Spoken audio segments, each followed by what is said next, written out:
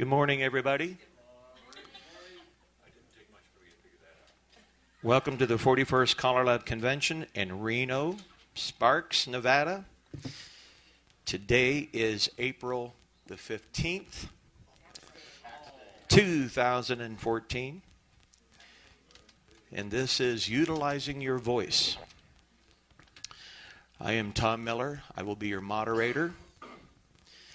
Vic Kara was supposed to be here today, but Vic is under the weather with the flu/laryngitis. So he will not be utilizing his voice today. And needless to say, he is at home trying to get better. So, Vic, we miss you. His wife is here. So, hi, Shauna. Shauna, tell Vic we missed him and give him our best, okay? So, in replacement of Vic, we asked Jet Roberts to step into place a little bit at the last minute to kind of help out with the utilizing your voice. So we think about our voice, and we should be thinking of our voice as our main tool as a square dance caller. Microphones, turntable, laptops, whatever it might be, is all a big part of it, but the voice is what makes us the caller that we are. Now, I don't want to spend too much time talking about the care of it. We've all been there. We've all heard different care and so forth for your voice. If there's any questions or anything like that about the care and what you should do and what you think you might need not to be doing, or some hints or anything like that, we can ask that a little bit later towards the end of the session. But right now, what we're going to be doing is talking about what we need to do to utilize our voice to entertain dancers. What things, in the top of your mind right now, what things do we think about when we talk about voice to entertain dancers? We talk about excitement, okay? We talk about things to build a singing call. How do we use our voice teaching a workshop or a patter? Okay. Now, before we continue, this is a taped session, so if you have a question or need to raise your hand, make sure that you get the microphone so we can put it on record and it's on the tape.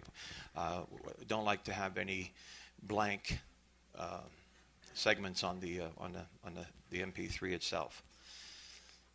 As a caller of 41 years, and been calling full-time since 1976, I've had many of issues with my voice, whether it's with laryngitis, bronchitis, just strain, everyday work with it. It's bound to take its toll. But we as entertainers, we got to go out and be 101% every time we pick up a microphone. When we're teaching class, you don't need to do a whole lot of shouting. That's what you got the microphone for. When you're teaching a class or a workshop, you talk normal. You have the heads do this and that. You don't say, heads, you need to go into the middle and do this and that. You talk normal into the microphone because you need to save that voice, because if it's a long session or you're going to be doing singing calls or things like that, you want it to be there when needed. But I've seen guys teach just like that. They're yelling the whole time that they're in the microphone. Or they don't have enough volume that they're really straining. Okay, that's what everything on your equipment is used for. Turn things up if you're not sure. You don't have to do a whole lot of yelling to keep your voice where it needs to be. Get the mic technique. Let the mic work for you. Don't talk over top of the microphone. Talk into the microphone. But every time I see a lot of guys do this. And so have you guys. You've seen guys, look where it's going. Look where it's going. It's gone right over top. We need to let the microphone do for us. Do the work that it's designed to do. When we talk into the microphone or we're teaching our class and so forth, it's important on how we stand and let everything work the way it's supposed to work in our system. If we slouch, if we're looking down constantly, we break the line to where it needs to come out. So we're kind of putting a barrier there that we can't perform our voice the way it needs to be performing for the dancers.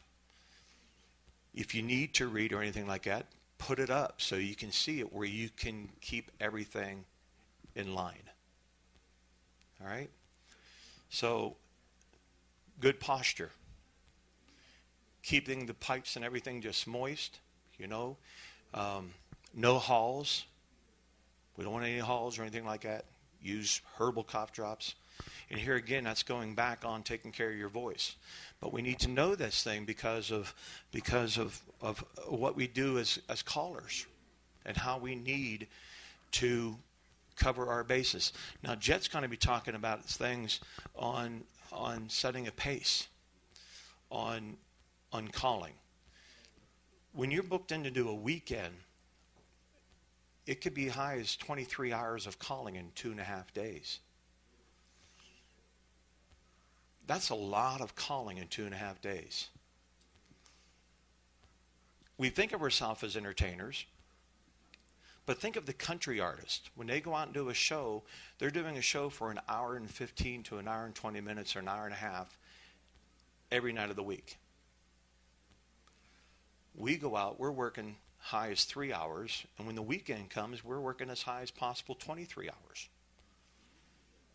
And they're getting the big bucks as country and western entertainers, working that hour and a half, and we're beating, we're working hard. We're beating everything up to make these dancers happy.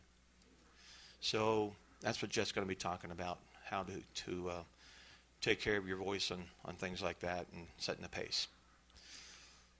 When we talk about pattern and so forth, we talk about workshops. Again, I'm talking about we don't need to be shouting, number one. Number two, yes, we need projection. That's important. Projection is a thing because you want the person in the back to hear just as well as the person in the front. Yes, you're going to hear people say, well, that's too loud. It's not loud enough. So you have to pick the medium.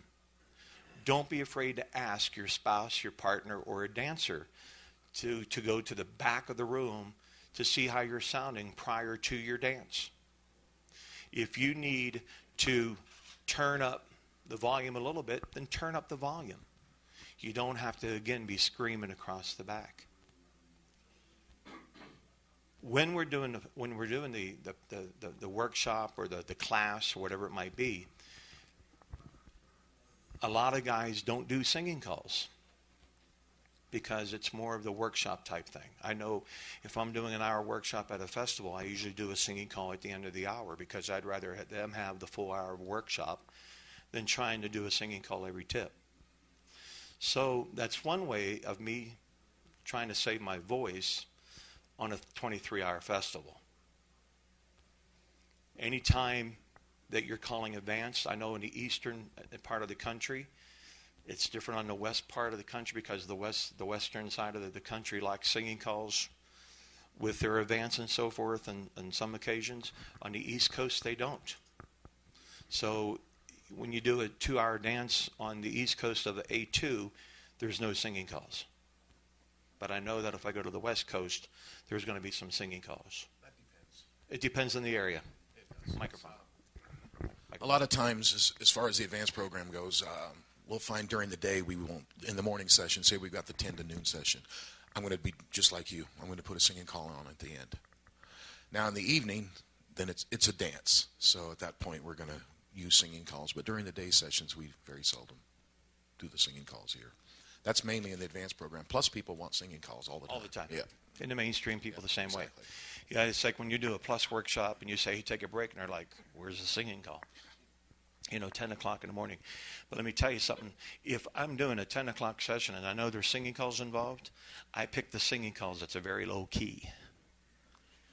I'm not looking for the singing calls that I need to be singing high key. You're not going to do mountain music, in other words. No. I'm gonna pick the song because if I go in at 10 o'clock and things aren't exercised properly and things like that, and I start hitting them hard, I'm going to find out later in the day that I'm going to be straining my voice. All right? So even when I go into the recording studio, and I'm sure that Jet does the same thing, if it's a song that has a high key, I don't say I need to be in a recording studio at 8:30 or 9 o'clock in the morning, because I'm not going to be able to hit that high key. So I need to go later in the day, like 3:30, 4 o'clock, so I can go in and do the song. But if it's a song that I don't need to hit that high key, then I go into the studio in the morning. And it's almost like calling. I mean, you can tell this morning that it's just pretty blah. You know, it's just, my voice is coming out. It's kind of raspy. I'm allergic to air conditioning. And this is something that I have to deal with. So I'm constantly dealing plenty of water, drinking lots of water. And, you know, just, I'll tell you how prepared I am, just in case anything happens with this session. I have throat lozenges, throat spray, thing for laryngitis. I got a tea called a throat coat, which is a herbal tea. So I'm prepared. These are the stuff that I travel with all the time. And some of this stuff has gotten me through some big weekends. But I try not to use it. But if I feel that my voice is a little tired, I spray, do whatever I need to do, and let it rest. I am scared to death when I do a weekend and I start feeling, and I have at least another 4 hours of calling to do, that my voice is starting to crack or something like that. I'm just afraid that this is going to go. And has it happened? Yes. So we have to set that pace. So think about yourself calling a class or a pattern. Now let me ask this question, just show of hands. How many people has had throat problems or laryngitis or bronchitis while they're calling? It's pretty hard, isn't it? Quite a few hands went up. And it kind of worries you because, you know, when we continue doing what we're doing, it's going to put strain on the voice. And it could damage the voice. It could really hurt, you know, do further damage. So you have to be really careful. And if it continues, I mean, I know for myself, I can lose my voice, and then the next day it's perfectly fine. I can go out and call, then a couple of days later it's gone again. It's just because of the way my system is, I guess. I don't know. But we need to look at this. When do we bring excitement into this? When do we need to keep things at the middle? When do we need to keep things low? From the time we walk into the square dance hall until we end, we're constantly talking. That's one of the things that we do very well. All right? Without a doubt. Whether it's with 10 other square dance callers or 20 squares of dancers, we like to talk. Because that's what we do. I mean, could you imagine going out here to the coffee break and none of these callers are calling or talking to anybody? It would never happen. I mean, I just couldn't imagine that. I couldn't imagine Jet not talking for 5 minutes, for crying out loud. You know? So we may show some examples on some of the stuff that I'm talking about. You all know what the Conway Twitty growl is? You know, that was one of his signature things that he did. What's that? Hello, darling. Yeah, he went, hello, darling. Okay? That's a song that I'd probably do in the morning because I couldn't do that at night. I mean, just because I can do it better in the morning than I can do at night. Hello, darling. We also have the talking part of our songs. We can actually talk a singing call. How many has ever talked through a singing call? Very good. Key change. If you have a key change in your singing call or maybe even in your patter, that's the chance to take, that's the opportunity to take that excitement that's coming from that piece of music and give it to the dancers.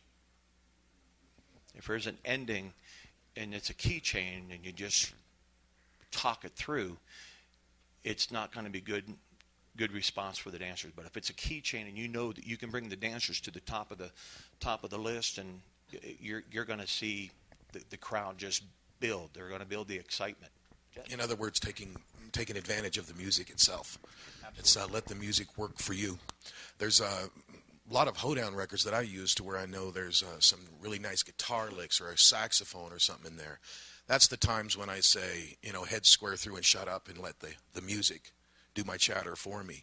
Or you're going to do your spin chain throughs or whatever. Use those type of calls when you know there's some really nice feels in that particular piece of music. Singing calls the same thing.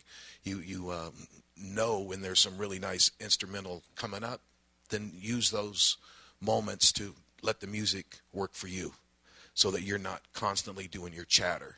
Because if you just keep up chatter all the time, it's going to take its toll on your voice. So in other words, I like to take advantage of good music and let it work for me. And the dancers like it. It's like constantly when we're calling patter, we chant most of the time. We're always chanting our patter and so forth. You don't always have to do that, because when you chant constantly, it's going to take the wear out of your voice. And so the chanting part, and everybody understands what chant means here, right? So I did a seminar one time and mentioned chant, and someone said, "What's that?" So I'm just making sure that we're all on the same page. All right, how many does not understand what chant is? Okay. Chant is the way we present our patter. When we start calling and we say, bow to your partner, corner 2, and the head square through 4, and you just talk it through. But now we start talking, we're gonna bow to the partner, corner 2, circle to the left, go around you do, circle to the left, go high and wide, element left. That's starting to chant. It becomes like a chant. And it's constantly. And once you start that chant, it's pretty hard to go back to regular.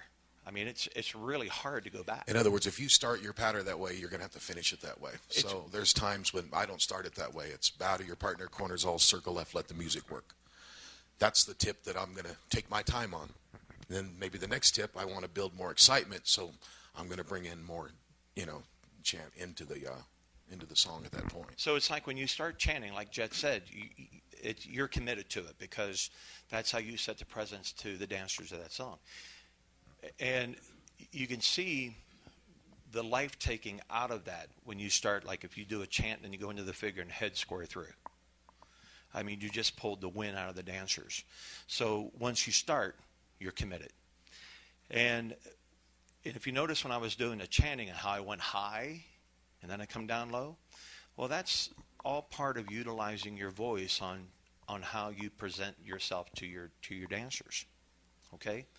So if you say, bow to your partner, corner 2, circle left, go around you do, circle to the left, go around the ring, Alaman it all left hand, honey by the right, go right and the left grand. And you can work the highs and lows with that.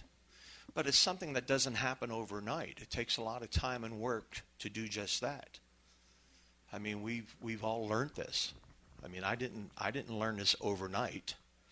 It took me one afternoon, but anyway, but my point being is it takes a lot of practice to know what you need to do with your voice and so forth.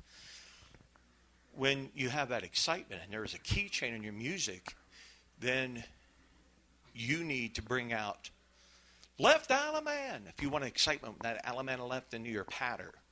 Left alaman. That's the excitement you want to do for the floor. All right, Jet? Also, you could do the opposite of that, and I've tried this. It's like if the crowd is not where you want them and they're being boring, I tell them, I said, by golly, you guys are so excited. And I'll say like that, and then I'll say, okay, head square through. Now they're starting to laugh, do, si, do, swing through, so on and so forth. And then I'll get to my get out and said, oh, here's your corner, left alaman. And then at that point, I'm letting them build the excitement, because they know that I'm giving them a go at this point, because they're just being bored, or they're sounding bored, and I want them to get excited. And so I'll use just the opposite effect for that, and most of the time it works. It does. Yeah. Yeah. That's about you're playing at the same time, but at the same token you're saving your voice. You're using it differently than normal. We have to change it up as square dance callers. We can't be down the same highway. We can't be going down the same highway every time we call a square dance, because it would be boring. And every crowd's going to be different. I mean, you go in there and say the crowd don't want to be excited. Okay, that's all right. If they're not going to do what you want them to do, then do what they're asking you to do. And then I'm just going to call a relaxed dance the whole night. And there's nothing wrong with that. I'm going to use nice, soft singing calls. I'm going to put them in their relaxed mood. But the minute they start hooping and hollering, then you know, okay, these guys, they want the excitement. So at that point, I'm going to change my program. You got to be very flexible at all times to be able to call to whatever crowd you have. Even if you call to them every, once a week. This week they could be relaxed. The next week they want to hoop and holler. So you've got to, be able to vary your program at all times. That's the way I look at it. And the thing about that too is if you go into a club 2 or 3 times a year, you could go in the very first time and the atmosphere is very laid back. And you've tried to build your program, but it's not going anywhere. And like Jed said, then you know exactly what you need to do. But you could go back 3 months later to that same club, and the energy level is extremely high, so now you can do different things. So you ask yourself why one time the same club is blah and the next time it's excitement. I'm a firm believer it's the moon changes. Let me tell you, I can tell you when the moon is full in most dances that I call. I don't even have to look at the calendar. And I don't know what it is, but it does a lot of things to a lot of people, let me tell you. And so when I know there's a full moon, I start doing moon songs and things like that. And, there's a lot of things. There's things out here howling at the moon and different singing calls, moon dance and things. So I kind of play into it, and it kind of builds the atmosphere and so forth. But it's important on what we do with our voice. You could have some of the best choreography. You could have some of the best singing calls. But if you don't have the voice to make things work and have the highs and lows and the excitement behind it and the projection behind it, then it's going to be pretty blah no matter what you do. You could be the best choreographer, when it comes to material. But if you don't have the mix to go around it with your voice and so forth, the dancers are going to remember it by, that was a good dance. What you want to hear is, man, he was good. I want to go back. The next time he's in the area, I want to be there. Because it's how you worked your voice and how you worked everything. It's the whole bag of potpourri that we have that we need to be passing along to the dancers. Knowing how to present your program. Yeah, not just your program, but know what you can do with your voice. Know what you can do with singing calls. Okay? We talked a little bit about, whispering here a little bit, or talking.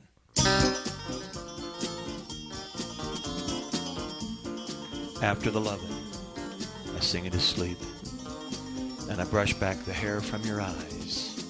Bend star by the right, you go one time round. Hallam in that corner, weave the rain. You're all I wanted, you're all I hope for. Swing the girl promenade, and after the loving, I'm still in love with you. So you can see what I was doing with that singing call. That's what we call a talking through a singing call. And that is a great opportunity that if you're having some sort of a laryngitis or a bronchitis thing, now you can't do that every tip, because if you did that every tip, then they would know what the words to After the Lovin' was by the end of the dance. There you go. But anyway, it's a way that you can utilize your voice to protect it or to save it, all right? And I know there's some sitting in here that has heard me with raspy voice and no voice at all. And it's not fun. It really, truly isn't. So you need to drink a lot. And not water cold stuff, yep. I said water. Tap water. Tap water.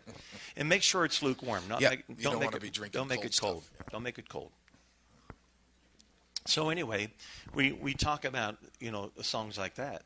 And then and Jet's going to, show some examples here, I'm sure, after a bit, maybe. But here's another one, okay?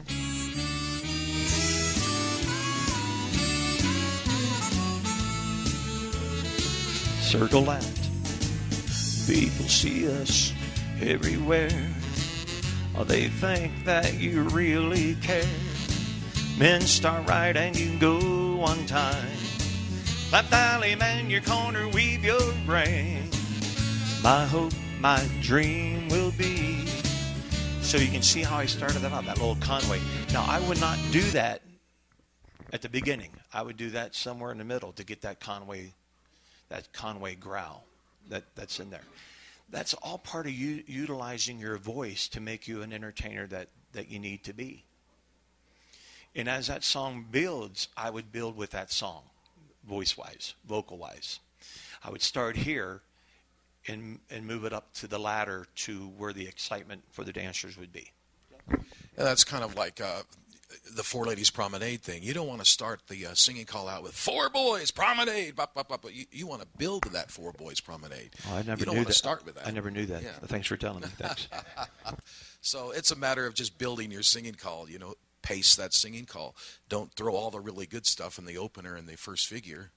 Wait till the middle break and then start building it from there. And then by the time you get to the end and it's Four Boys Promenade, that's kind of the way to think about it.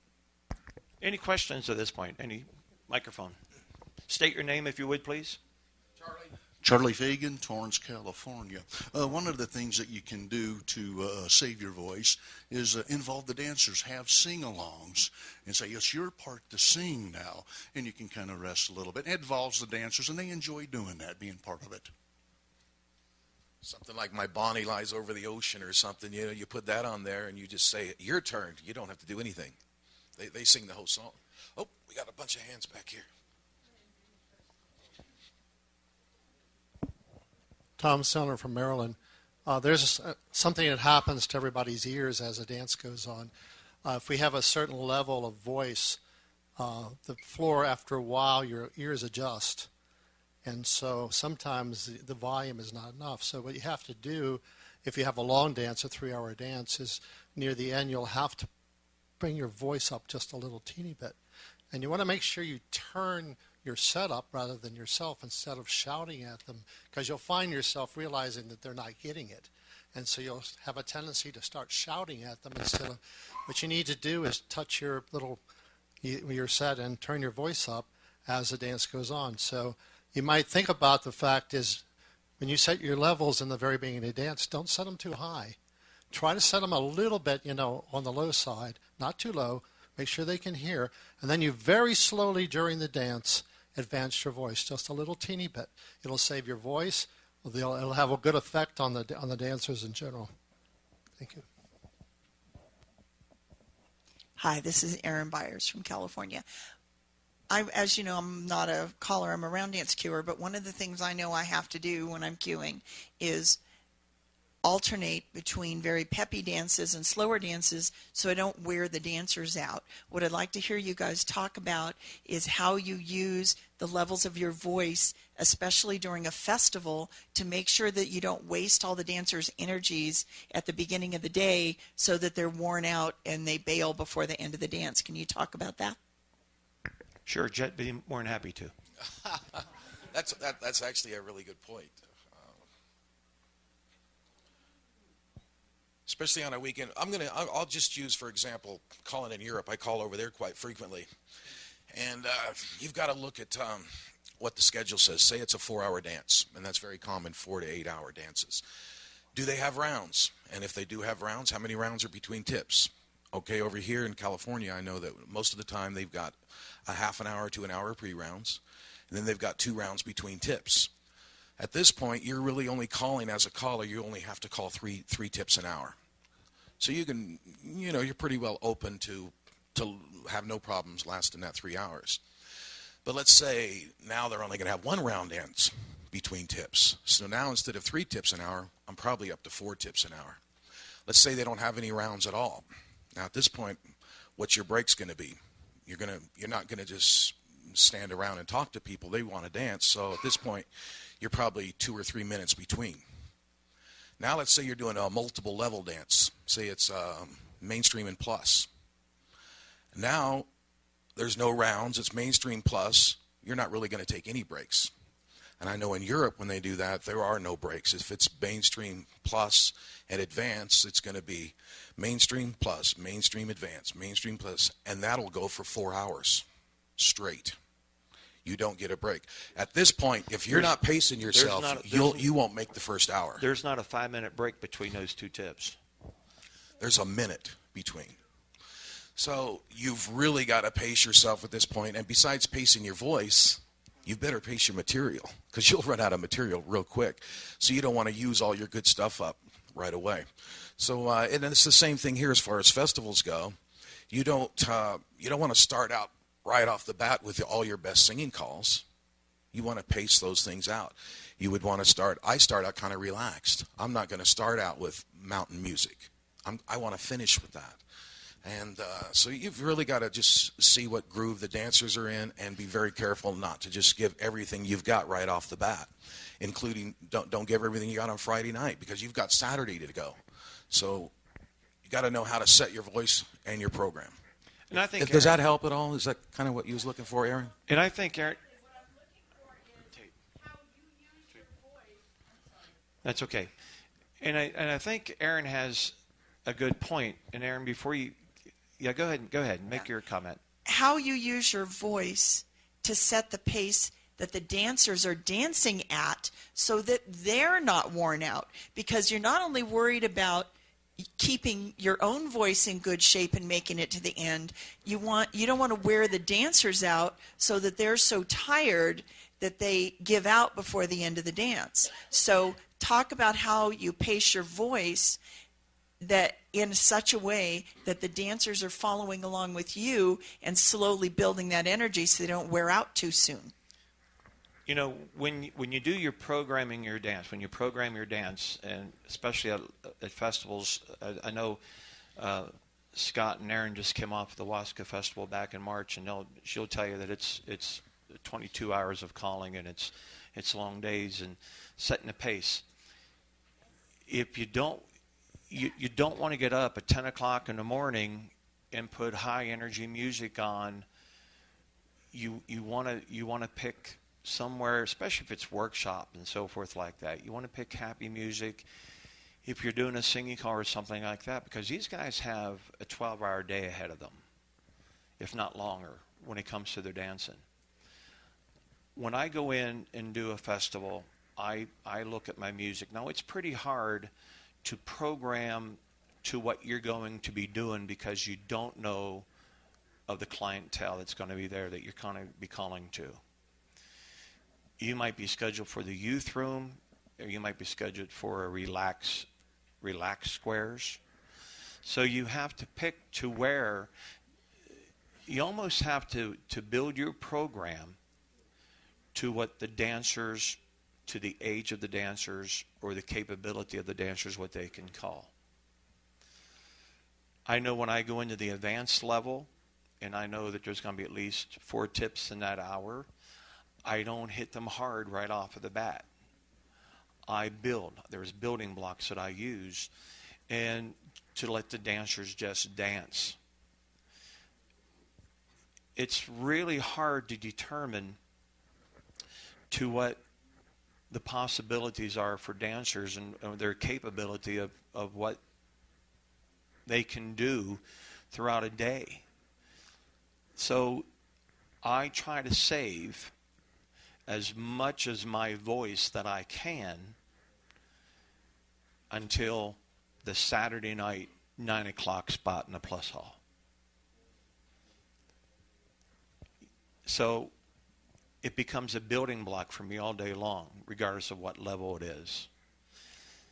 If you're constantly driving your voice and you have that high energy the whole time, by 9 or 10 o'clock at night, you're not going to be able to have the excitement on the floor where that should be. That's your excitement time. And the dancers will also be wore out at that point. So you want to, even if it's your weekly workshop, and say it starts at 7 o'clock till 9 o'clock, and if your dancers are leaving at 8:15, you need to figure out what's wrong. Maybe I've called too fast right off the bat, or those first 2 tips, I just hit them too hard. They're tired. They're going home. So what do I got to do to keep those dancers around is pace myself and pace the dancers, okay? I'm not going to just go out the gate there and start doing mountain music and stuff right off the bat. I got to relax. I want to keep the dancers there. Because if you're just going to run them right into the ground from the first tip on, yeah, they're probably going to leave in an hour and a half. So I want them to stay that full 2 hours. And with cuers, most of them will work with you. They'll see your pace. They'll know when you're hitting them hard, and they're going to follow your lead. And a lot of times I'll just talk to them and say, hey, the next one's going to be kind of relaxed, so don't hit them too hard. Or the cuer will come and tell me the same thing. So, you've got to work with whoever your cuer is also. And if they're not working with you, have a chat with them. I know I do. And they usually appreciate it as much as I do. You don't want to be you don't want to be part of a bad story, and I'm not a storyteller by far, but anyway, a couple of weeks ago, Pace yourself. Yeah. A couple of weeks ago, I got a phone call from a friend of mine, and he says, "Hey, I got to tell you something that happened at a dance just last night." And I said, "What happened?" He said, "Well, we were dancing to so and so." And it was a 2-hour dance. It was from 7 to 9. And he says, at 10 minutes to 8, he said, we had 8 squares. He said, at 10 minutes to 8, 3 squares left. And I says, why did they leave? He said that the caller was calling so stupid fast that they couldn't keep up with him. He was just jabbering so fast and calling so fast that 3 squares left.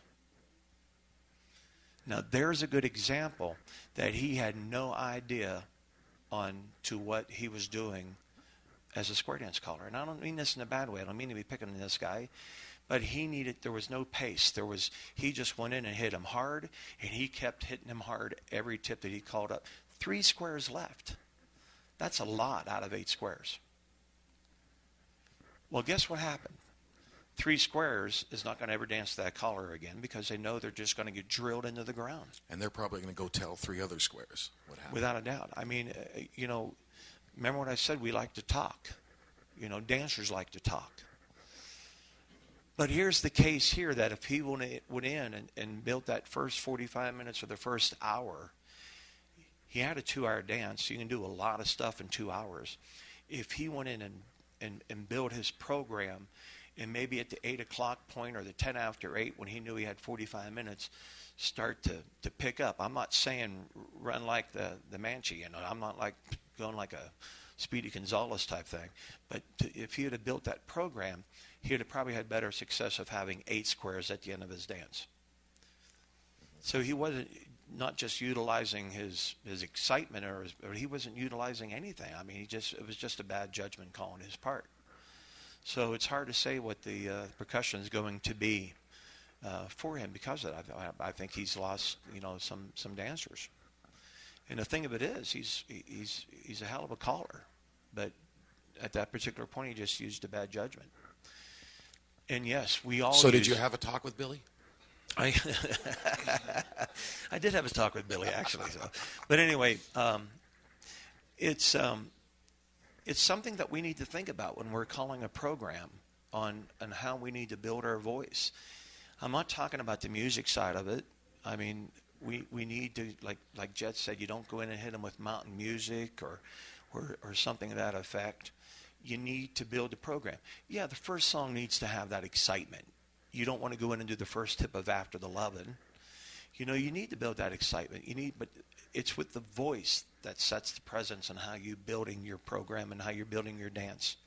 The music is a judgment call that you need to do as a square dance caller, understand how to program your dance. And that's a completely different topic. Comments, questions? Oh, yeah, look at all the hands going up. State your name. Jeff Palmer, Colorado Springs, and I appreciate what you guys are talking about here, and I think if you being the caller coaches know that the 1, 2, 3, 4, 5 per tip rating that they do, and I think what they're kind of getting at, or what Aaron was getting at, is how you match your voice to. You don't start off with a 5, you start off with a 2. You know, and the second tip you might even drop back to a 1.5 or something, and the third tip you might jump up to a 4 or 5 and build it back down in that wave that we do, and how your voice matches that along with the songs you are doing to make not only yourself relaxed, but the dance has some variety and good build. And you guys are doing a great job. Well, that's a good point, Jeff, because I'll tell you why. You know, you don't want to go back to back and do 3 songs that are exciting, and you're up here the whole time. We, as a square dance caller, we have to have a toolbox that's just full of things. We have to have our crowd pleasers with all the excitements. We have to have the love ballads. We have to have our theme dances. And here again, that all falls back on the programming. You know, so if you go in and do a song like an exciting song or something like that, like most of the time when I go into different places that I'm not familiar with, I've never been in there or anything like that, this is usually what I start off with my first time around. You listen to the music. Just, I won't have to do too much with my vocals. Just listen to the music.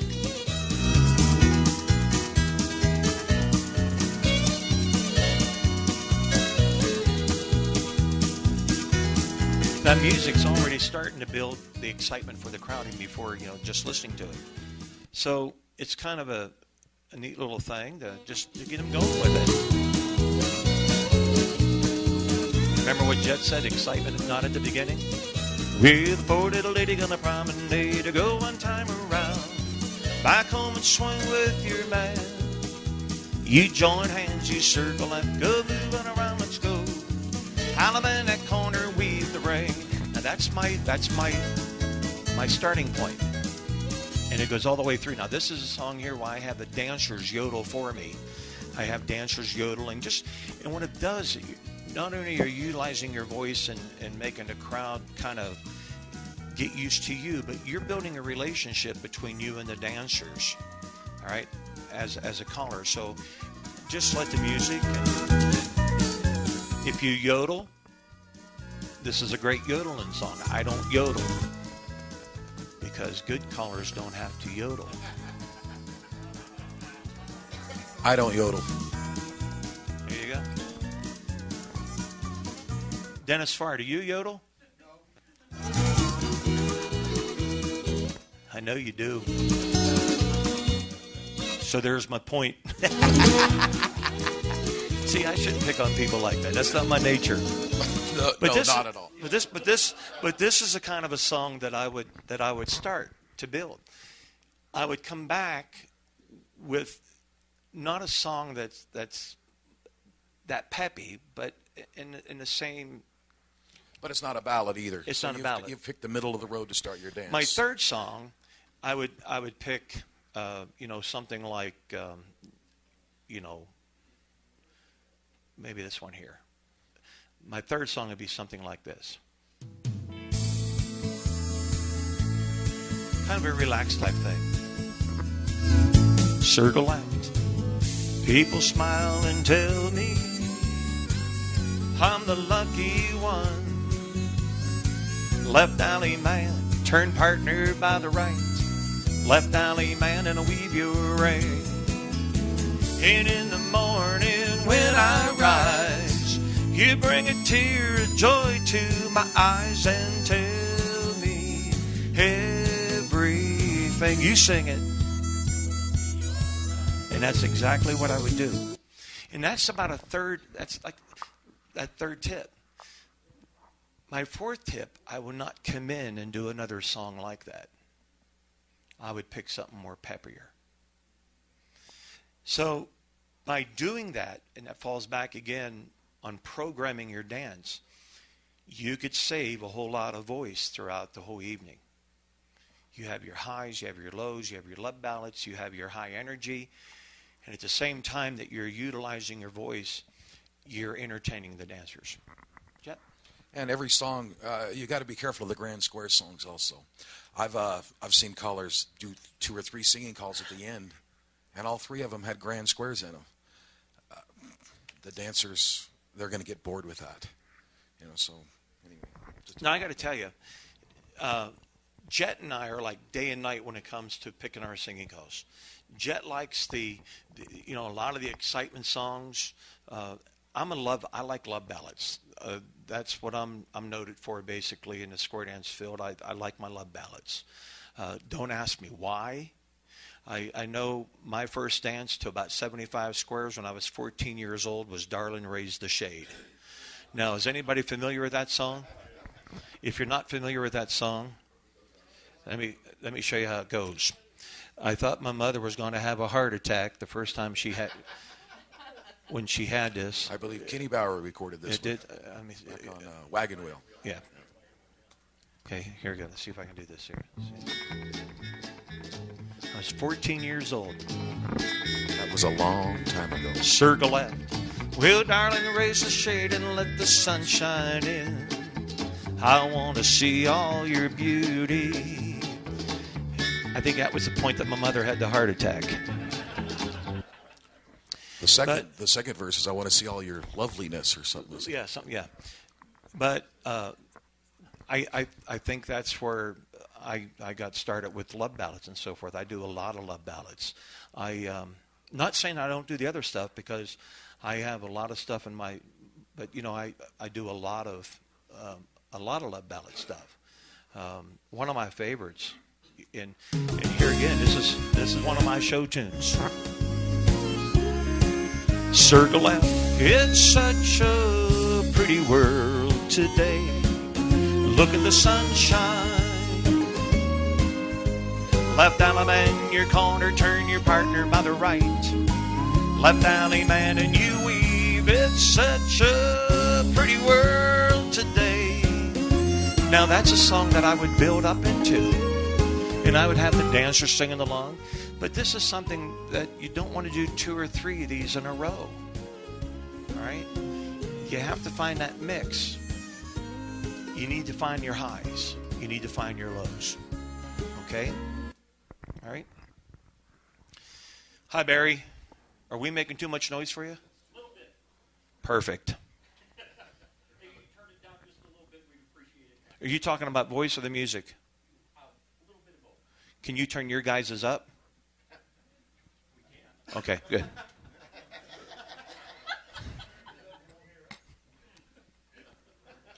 There's a prime example of utilizing. I can't hear. I said, well, let me lower the level. We'll fix the sound. Okay, so we have to. There's a question in the back, comment in the back. Okay, we turned everything down. So utilizing our music. That's funny. Tom Sellner from Maryland.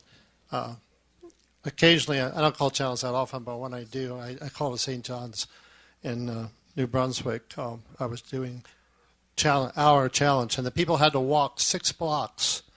I don't know. That's where the challenge hall was, 6 blocks away from the convention. So I am starting my hour because you get a whole hour challenge, and the squares were coming in, 1, 2, 3 at a time, and I'm trying to build the program. And unfortunately, on the third tip, one group arrives. They hear me call the one thing, decide that it's too difficult for them, and they leave.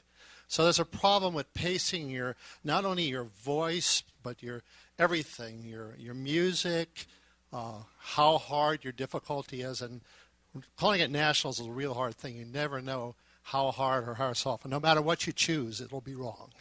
It'll never be right. But also, at any time you call an upper-level dancer or even just a workshop, you have the problem that you tend to call basically like this, pretty flat, right? You don't have a lot of excitement built in all. So you have to be careful that you can also program that and watch what pattern you chose first so that your first pattern is not too bouncy. And you could build your patterns the same way you do your singing calls in your dance. You can build your patterns like this and be very carefully with your voice and your music. And so that you do the same thing with you do your singing calls, you can also do with your patterns. Anybody else? Ray Wiles from Michigan. I got 3 questions. One is,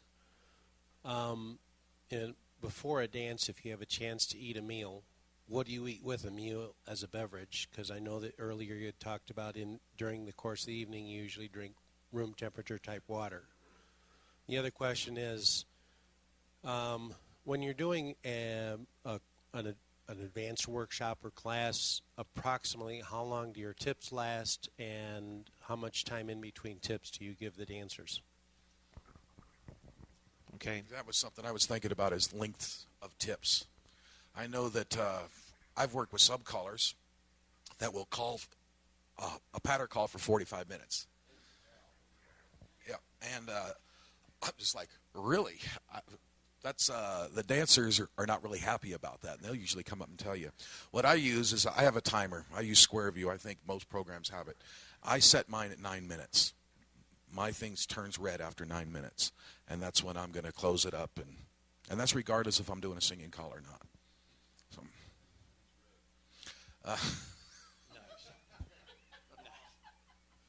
the clock on the. I'm glad that wasn't on. Yeah. Thanks, Joe. It's nice Joe, of you to get Joe involved. Slotel, I'm glad that wasn't on the tape that you asked what thing turns red. I'm glad that wasn't on the tape. So, but anyway. So basically, I base my tips on 9 minutes is what I'm looking at, and then also between the breaks, I have a 3-minute break. You know, some of the download stuff you get with patter and so forth could be as high as 12, 13 minutes. So you need to figure it out. I like patter.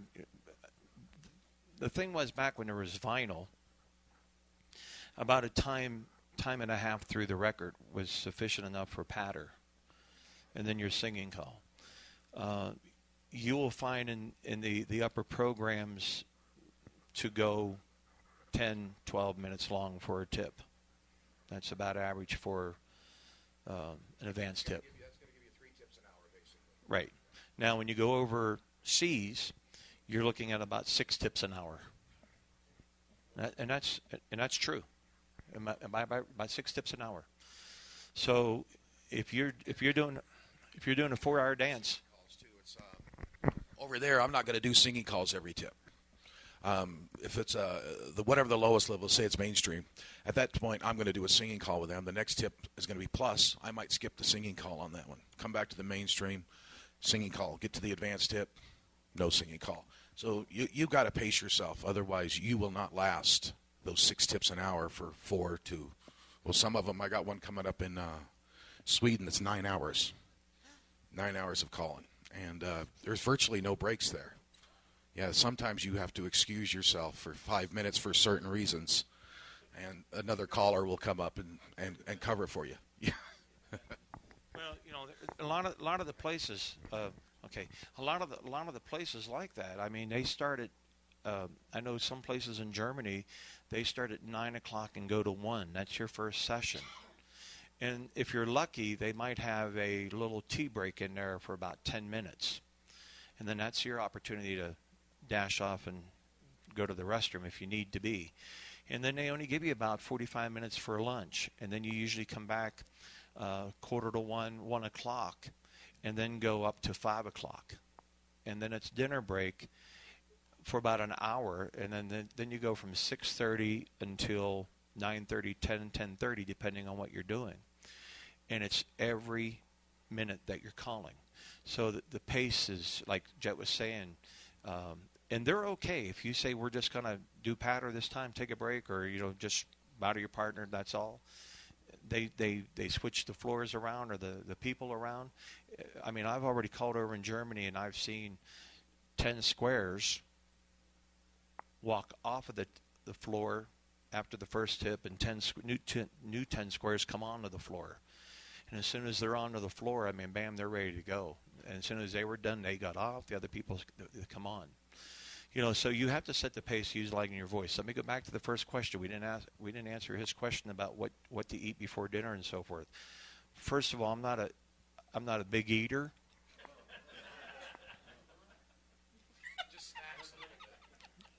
I'm a sloppy eater. I try to drink something warm if possible, or just water. I usually ask for water without ice. I try to stay away from, of course, we shouldn't be drinking the alcohol anyway before a dance, but you don't want to drink a whole lot of hot coffee. You want to drink something warm. Lukewarm tea is good. Sometimes I go into the restaurant and I take just ask for hot water, and leave the water set for a few minutes and put a throat coat in it, especially when I'm having trouble with the voice. I would stay away from the sodas just because of the carbohydrates, and you don't want bubbles to be happening inside of you, because and you'll get more sounds coming from you than you want to. So I would recommend lukewarm or room temperature water, and that's what I'd be drinking. I would stay away from greasy foods. I would stay away from ice cream, any kind of dairy products. Think what happens when you drink a glass of milk. There's a film left on the glass. Okay, well, think what that does to your system. Okay, and then you're going to have to drink a whole lot of water, a lot of stuff to get that flushed out and so forth. So I'd stay away from the dairy products. If you're a caller and they have an ice cream social, let your partner eat the ice cream. I wouldn't be eating the ice cream. I would ask him to save you a dish for afterwards. All right, chocolate's the same way. Chocolate desserts. I know a lot of clubs, they have chocolate delights and things like that. I would, if you want to eat that, I would say, can you fix me up a little plate and I'll grab it after the dance. And most clubs are okay with that. All right. Did that answer your question? Okay. All right. I'm Janet Shannon from Portland, Oregon. Do you do vocal warm exercises and or warm-ups before you do an event or a dance? And if so, what type or kinds? Well, first of all, I truly highly recommend to get your pipes warmed up and so forth. And I start when I'm in the car. I necessarily don't have to have music on, but I know I've already been caught at a red light with people looking at me thinking, what is this guy doing? Because I'm just over there just singing, and it doesn't necessarily mean anything is working in order. I'm just singing them. Bow to your partner, corner, and I'm going along a whole bit. And I know that I've caught people looking at me like at a red light, like you're an idiot, Well, but I'm constantly, the whole time to the dance. And when I get to the dance, I like to get there early. So when I have things set up and so forth, I get everything plugged in, my laptop, and I put a piece of music on, and I start singing. Okay? A lot of times we might not have that opportunity. So I like to go out and talk to people. I like to go out and the whole bit. So at the same time that I'm talking and so forth, I'm working my lungs, I'm getting my diaphragm working. So you can do that as you're going around saying hello to everybody. You can do that exercise of making sure that everything's working properly. Sing along with the radio in the car. That's what I do. That's throw on a song that I just might know and start singing along.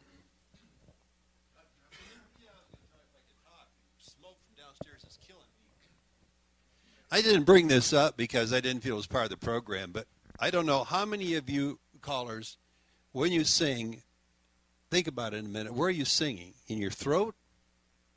Or are you singing up front? Is it all down here? Is that why you get sore? The reason I bring that up is 30, 40 years back, I took voice lessons for about 4 months. The teacher taught me to do exercises and taught me to use my voice so that I'm talking to you now, not in my throat, but up here. And that sounds like, what the hell is he talking about? So go to a voice teacher and ask him how to do that, because I haven't got time to show you how to do it. And you talk about warm-ups. When I'm going someplace, when I'm home and I'm practicing calling or I'm doing karaoke, I'll get moods where I'll sing all day long. And I have never in my life got hoarse because I sing up here. When I'm traveling down the road going to do a dance, this is going to make everybody laugh, but here's the exercise I use. You go like me, me, me, me, me, me. There's nothing coming down here. It's all up here.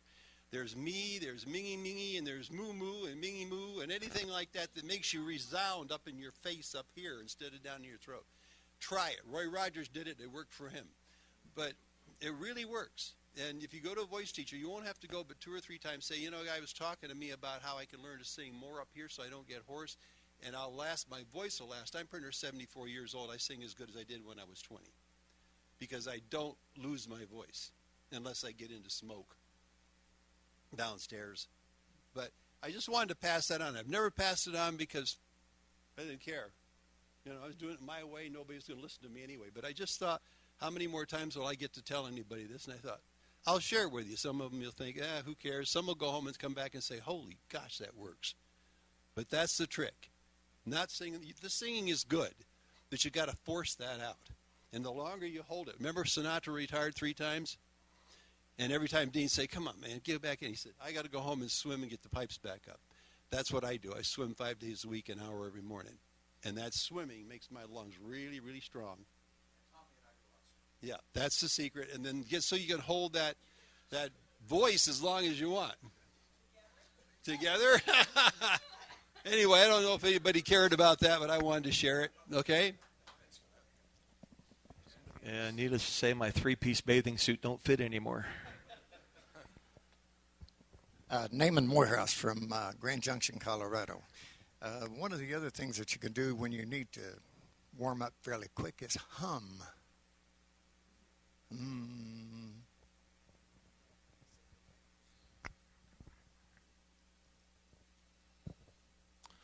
Tom Sellner from Maryland.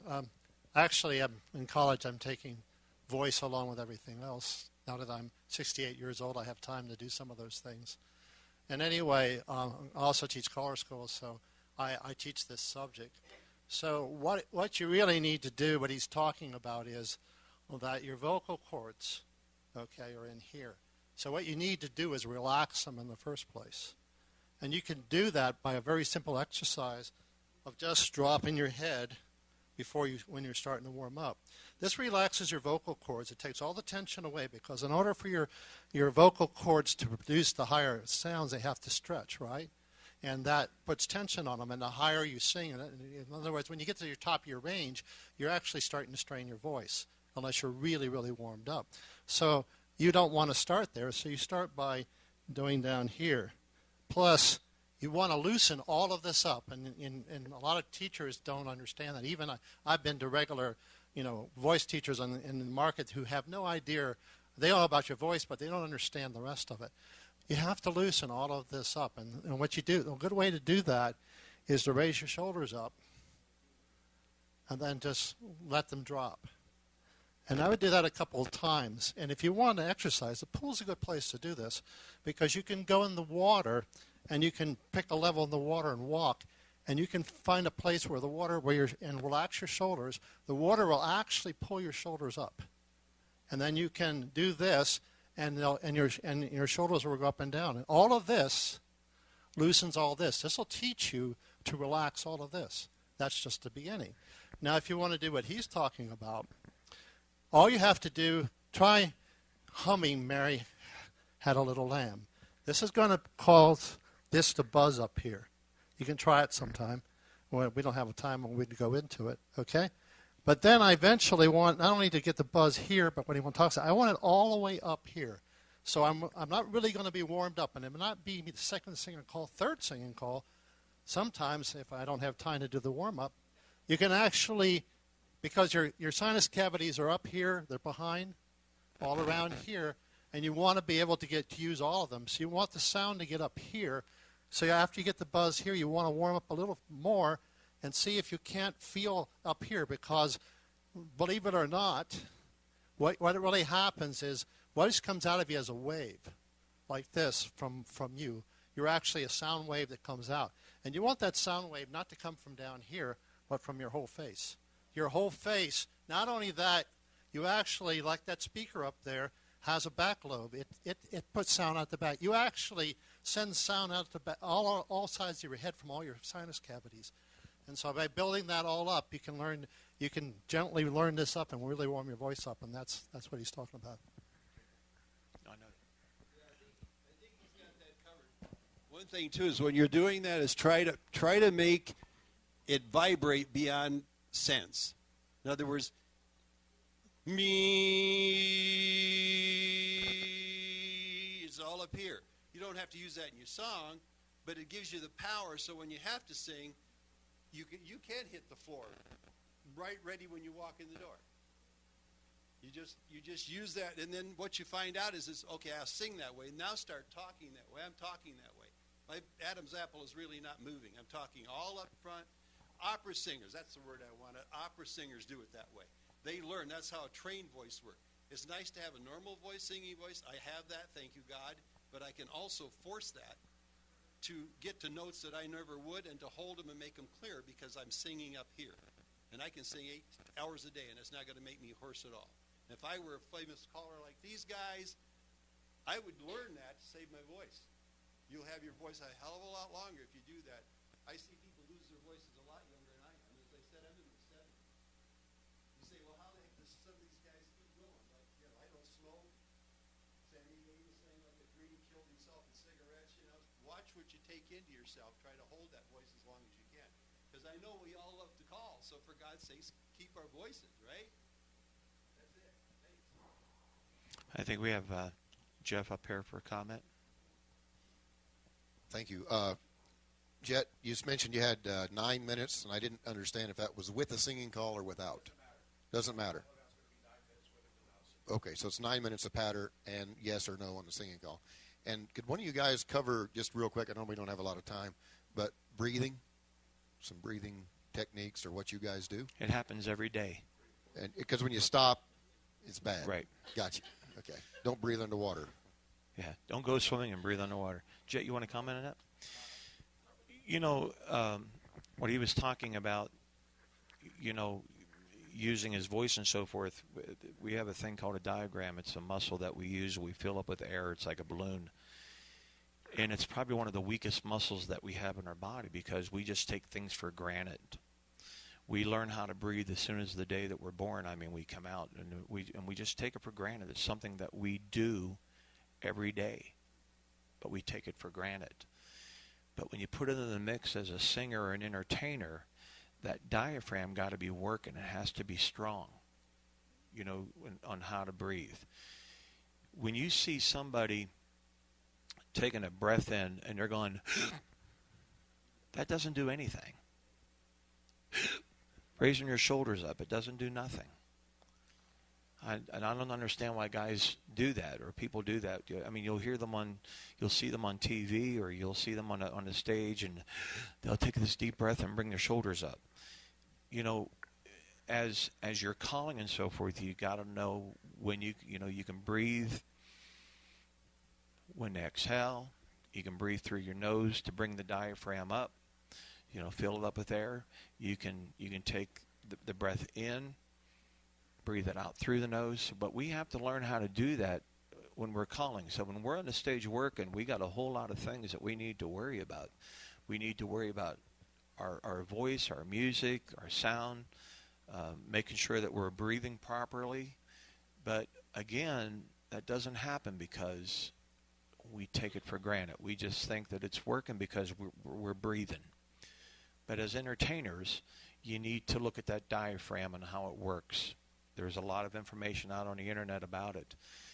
It's the diaphragm that fills up with air that forces out the verbiage that we need. That's what makes it project. That's what makes it go through the folds, and that's what gets it out to where we need to hear it for the dancers. If we didn't have that air in that diaphragm, if I didn't have air in the diaphragm now, I wouldn't be able to talk. It would be just pretty blah. So there's air coming in, there's air going out that's forcing out the words. If you swim, hold your breath, and as you stroke, instead of 4 to 3, take 6 to 8, keep extending, let your air out slowly but forcefully. Just keep swimming. Just keep swimming. And if you're running out of breath as you're calling, then you're doing something wrong, and you're probably hurting your voice at that point. So you want to take advantage of every spot you can take a breath. Take it, even if you don't need it. I take it all the time. Absolutely, all the time. You know, I take a breath every possible chance on it, especially when, you know, if you're doing a song like Fisherman's Luck, then you better, when you practice that song, you better find out where and when you can take a breath, because you're going to need that air. And if you're not catching the air when it needs to be, then your words are going to be running out. You're going to be cutting short the verbiage to that song, and that's just because you don't have enough air. Okay, that definitely hurts your voice. Okay, any other comments? Any other comments? Well, listen, we could stand here and sit here for the next several hours and talk about the care, and how to talk about programming and utilizing your voice and so forth. It's something that's called just common sense onto how we need to take care of the voice. Take care of it. I wish I'd have known 30 years ago on how to take care of things better than I do today. I mean, because this wasn't an issue 30 years or 40 years ago. We just took things for granted and we did what we did. You know, so if you're a newer caller and you're not sure about the breathing, or you're not sure about how to use the voice and so forth, look up a voice coach. Go to the internet and get some hints on how to take care of your voice. Look at the sprays and what not to use. Chloroseptic's a no-no. Halls are a no-no. This is all natural up here. It's all herbal and so forth. One of the lozenges that I like is a slippery elm. It's from an elm bark from a tree, which is kind of all natural. So just take care of yourself and utilize your voice, guys. Set the pace. Again, make sure you tell Vic, give him our best, tell him we missed him, tell him to get feeling better. I know that has to be frustrating for him, because I know he was looking forward to being here. And on behalf of myself and Jet Roberts, thank you for coming to utilizing your voice. I hope that you can walk away here with a little bit of knowledge, and we gave you some ideas on what to do and maybe not what to do. And we'd like to thank all of your comments and things like that. So thank you very much. I hope you enjoyed it. Enjoy the convention.